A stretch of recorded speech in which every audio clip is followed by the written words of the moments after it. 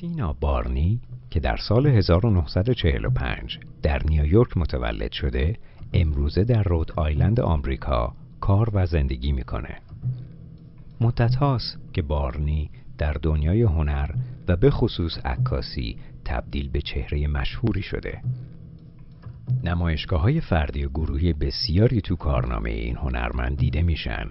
اون طی چند سال گذشته به شکلی جدی فقط روی پروژه‌های خودش در مجلات مد متمرکز شده. بارنی با همکاری طراحان مد و آرایشگرهای بسیار معروف برای مجله دبلیو عکاسی کرده. او برای این پروژه از خانواده‌های سرشناس نیویورک و دالاس عکاسی کرده. در عکس‌های او پوشاک طراحی شده در قالب لباس، آدم‌ها و موقعیت‌ها رو توصیف و تعریف می‌کنن. مثلا تو یکی از عکسایی که از خانواده وست واتر گرفته، این که همه لباس سیاه پوشیدن، درک ما از سوگواری و فقدان رو عمیق‌تر می‌کنه. این عکس در عین حال هم خودمونی و معمولیه و هم غریب. تصادفی نیست که جمجمه معلق در نقاشی میمو پالادینو، نقاش ایتالیایی، در پس زمینه بالای سر پایین افتاده آنجلو وستواتر قرار گرفته. عکس‌های بارنی از طریق توانایی عجیب او تو نشون دادن ظریف‌ترین جزئیات رفتار انسان قابل تشخیص هستند. ژست‌های استادانه‌ای که اون به موضوعاتش داده باعث میشه عمیقاً در مورد اونا فکر کنیم. میشه گفت بارنی به نوعی از روانشناسی توی کارهاش بهره میگیره. I made my photographs 48 by 60 inches, which is 4 by 5 feet, starting in 1982.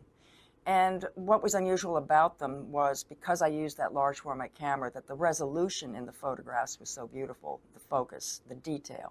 I was frustrated by not only the narrative but the structure of the photograph because the photograph is such a boring, flat, one-dimensional piece of paper. It's very difficult to create space and scale.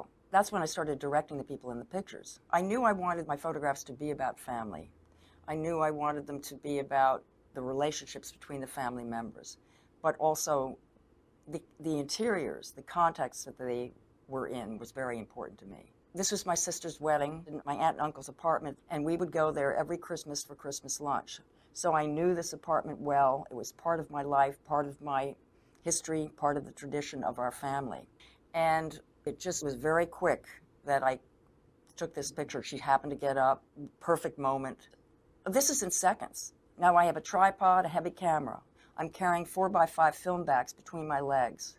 I have to open up the lens to focus. I don't know that Jill's going to get up from that chair. I yelled to my half-brother Paul, who's sitting in the chair, look at Jill, and Andrea, her back is to me. And I learned from theater, you don't want the back to the audience, so I quickly yelled, Andrea, turn to the left. The part of the photograph I love the most, of course, is Jill. She's the star.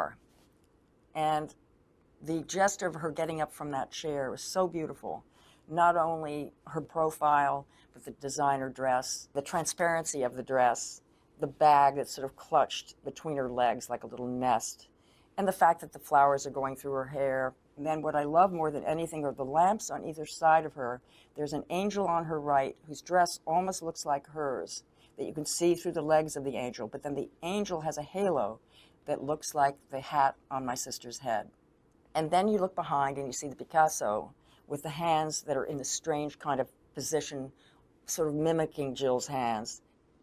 I knew that I wanted Andrea there because her hair matched the walls, but that she had that slit down the back of her dress which gave entry to the eye of the viewer and didn't make such a block of white that could have been if she had not had that slit down her dress. And that there is a circle that the viewer's eye goes around because Paul is looking over, because Andrea is looking to the left. And that excites the eye in the long run. That's an awful lot to get in one frame, in one photograph. When I get the 4 by 5 contact back, I know immediately this is a winner. There's something very rewarding and exciting about having the ability to really look hard. And I always say, there is no way you can really stare at somebody, even if it's your mate or your family member, as close as you do as when you photograph. You get the opportunity to really look at something in a way that you can't do in real life.